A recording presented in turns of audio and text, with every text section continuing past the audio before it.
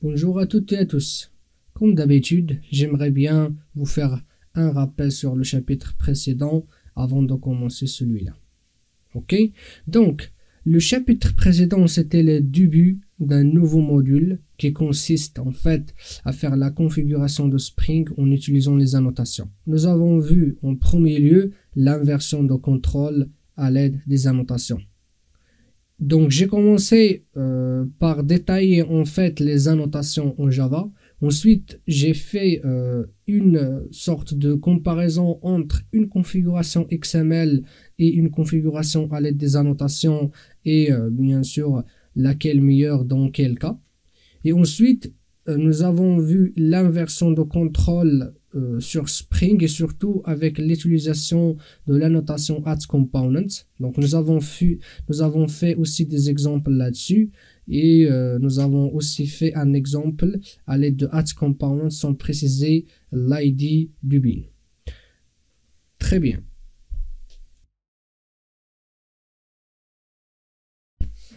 Et alors, ce chapitre-là, elle sera consacré à l'injection des dépendances à l'aide des annotations. Alors, je vous dis, restez avec moi.